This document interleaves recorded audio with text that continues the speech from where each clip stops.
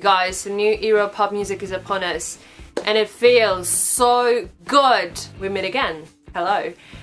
This is another music review, though some people think that music like the next mixtape I'll be talking about in this video does not require any additional commentary or opinion or analysis, which is on one hand true. No art requires any additional anything to enjoy it or whatever, but hey, we're just here to share our feelings, our emotions over something that got us really excited. Over Charli Xcx new mixtape in particular, because we were waiting for this for so long now. I mean, it's not that long, it's not like the new Gorillaz album, but she told about that mixtape back in November or October last year to one of her fans, and you know, it's been a while, it's been some time. It's been a lot of speculations, a lot of delays, a lot of rumors. At one point we lost faith that it's ever gonna be released. But 10th of March, it of many important albums, #1 Angel mixtape came out via Room recordings, about which we talked in our Charli Xcx video last year, and we can't stop listening to it ever since. The mixtape mainly was produced by PC Music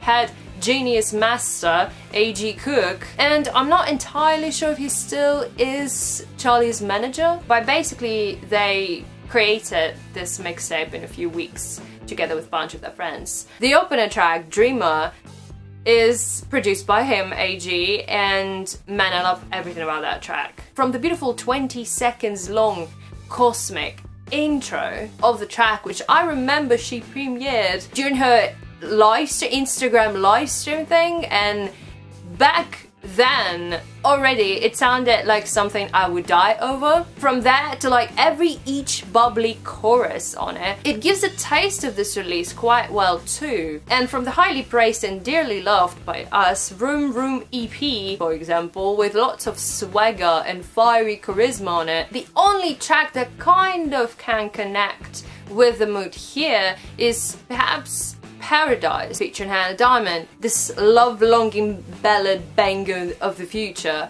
It had this sad tone, and Dreamer, in a way, as well with almost all the other tracks on the mixtape, they are quite sad, or sometimes like a bit nostalgic. Both Charli and AG use the word emo a lot to describe it, and I think it fits really well here. Talking collabs, Charli decided to make it fully female-led, which we are in full support of.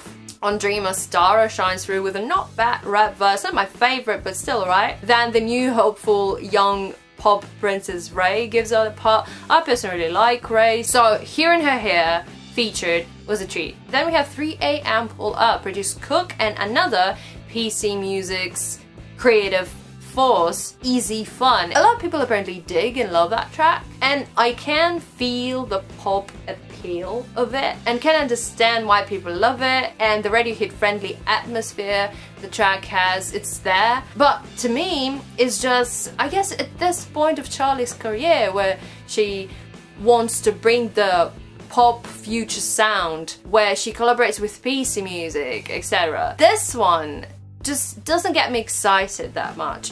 I like Mo part though, her feature, but that's probably because I just like her voice, so. Oh, and the go fuck yourself part at the end was cute. Okay, it was nice. What saddens me though is that Charli herself said that 3 AM is probably the closest to what her future XCX3 album will sound like. And yeah, considering that it sounds quite safe and less experimental, it bothers me just a tiny bit, though I do still have hope, do still have faith for the production list on XCX3. So yeah. Anyway, 3 AM is fine. Not my not my ultimate favorite, but it's just okay. It's an okay pop hit track. Blame It On You is this nighttime-ish, sexier tune where I mostly love the quite eerie, darker synth melody behind. Love the swagger chorus, the racing build up at the end, very Cook glassy thing right there. It's a good track. And then we have Roll With Me. Lord Jesus help me God, we finally have this track in the motherfucking studio version. I live for it, I die for it, it's a great track. It's the Charli Xcx I was waiting for. It's the pop music in general I was waiting for. Produced feels like ages ago by one and only Love of Our Sinister Lives, Sam Long, aka Sophie. I love the strobing, pulsing palette of synth melodies there, the club, most crowded moment of the night feel the track has, Charli's way of creating head-stucking lyrics with "Do you wanna roll with me? Do you wanna roll with me?" always, and with lines like "I wanna kiss you in the nightclub." It's simple, but it just fits really well there, and it feels so nice. With sometimes intervening pauses between the verses with this classy Sophie production trick elements, especially at the end of the track. And in the live version of it, they put Sophie's unreleased track called Burn Rubber there, and Charli just sing over it. So part of me was hoping that it might end up on a studio version, but it didn't. Instead, we have those leftover chunks of melody. So if Sophie decided to just wipe it out from his future potential material, then well, that is just very sad. But anyway, Roll With Me, it's an amazing track, love that track, one of the highlights on the mixtape for me. Right after that, we have my least favorite track on the mixtape called Emotional, which again sounds pretty safe to me. Very boom clap era reminiscent, and it's pretty hard to find any particular standout moments from the production point of view coming from ABRA and Easy Fun.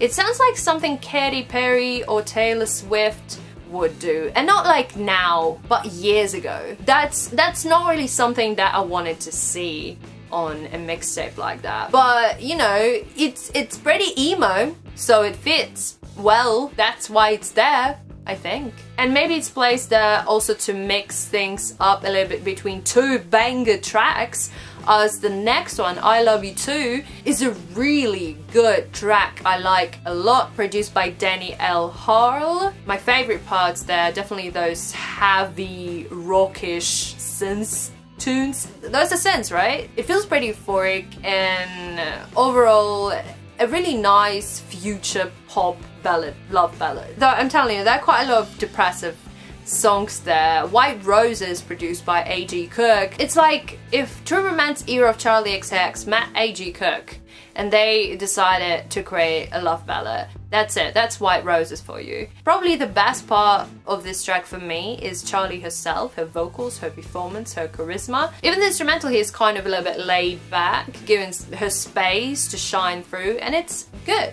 It's good. It's a good track. Then Baby Girl comes out and it features UFFIE on it. Freaking UFFIE, the pop persona whose comeback we desperately need right now, I think. And a lot of my friends think the same way. Just hearing her voice, knowing that she's there on this track, back in the game, not any worse or lackluster than before. God, it feels good. Thank you, Charli Xcx, for reviving UFFIE for all of us. Speaking production on the track, it's probably the popiest, the most easygoing, chill tunes on the thing. Quite dreamy and summery, and yeah, it's not a surprise since JOHN HILL mixed and produced it. He probably got inspired a lot by like 90s cheesy dance tunes, funky dance tunes. It's not the most banging track out there or anything, but it's still a really good one. And yeah, leave for UFFIE feature there. It's amazing. It's everything I needed in my life right now. It's beautiful. Thank you. Another great collab chemistry is on the track called Drugs, which I love a lot. ABRA is on this, and she's so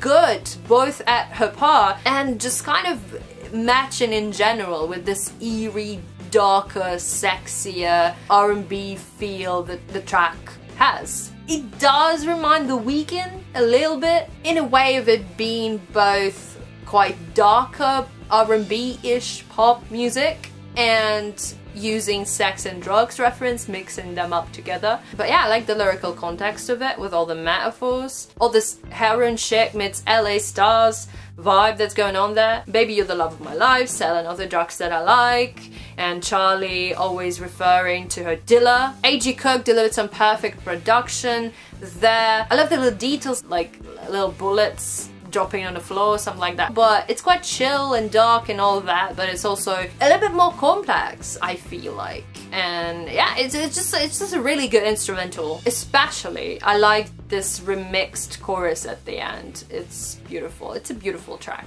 And finally, the closer, Sticky Icky Lip Gloss, the filthiest, the catchiest, the most amazing, love that track. CUPCAKKE is featured there and she's fucking killing it during her 2 rap verses. Basically Charli is only the choruses here and I don't have a problem with it. I like how this track changes throughout, probably because 3 people produced it, co-produced it. Cook, Sophie and PC Music's Live Sim. There's definitely a sample of his or her earlier material tracks. The tone of the track is quite varied. We have lots of different style things to enjoy and they all come together pretty good. So yeah, I like this track. I think the outro works really well as the ending for the mixtape and yeah, Lip Gloss, one of the highlights out of the whole thing. A few days ahead of the release, Charli had her couple of her tracks premiered via BBC Radio 1 Hardness Record, and the radio host, Mr. Jam, he asked her like, how can you give away this for free and in a form of a mixtape? Some pop divas would kill for something like that on the album. And Charli just laughed about it and was like, yeah, it's not a big deal. And it's not really a big deal. It is true. I think at this point Charli's kind of fed up with her mother label, major label, you know, worrying a lot about commercial success and marketing and how will the mixtape do, how will the album do, and they always delaying her album. She cares about people who like her music and her collab choices, and who waits for every new song she puts during her live performances, kind of sneaking during her live performances to make everyone in a crowd and people watching the recordings of it cry over not having the studio versions of it. I'm talking Girls Night Out, TKO, Bounce, Hey Boy, Hey Girl, Taxi, and all the other unreleased tracks. I mean, it's pretty obvious that some of them will be featured on the album XCX3, like Bounce or Girls Night Out, but Charli also told her fan club page thing that she will be dropping some more free material soon via like WeTransfer links. You know, there's a lot of stuff coming, and I feel like the only thing for us to do is to continue to believe, wait more, and pray for better times to come. Anyway, Number One Angel is a banger emo-esque pop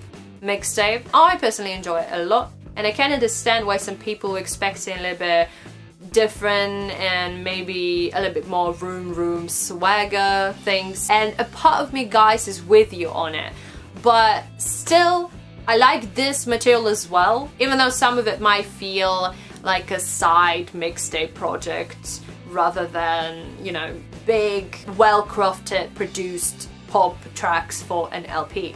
I still think like the mainstream pop should strive for something similar like this rather than some of the tracks they put out. That's, I guess, our thoughts on Charli XCX new release. What do you guys think of it? Is it better than Room Room EP? Is it worse? What's your favorite track? What's your least favorite track? Are you excited for XCX3? Let us know in the comments down below. Also, don't forget to like and to share this video. Watch our other videos we did about Charli XCX and PC Music label and all that other stuff. Listen, try not to get depressed. Feel the pussy power coming at you. Support Charli XCX with her label struggles, and we'll see you around.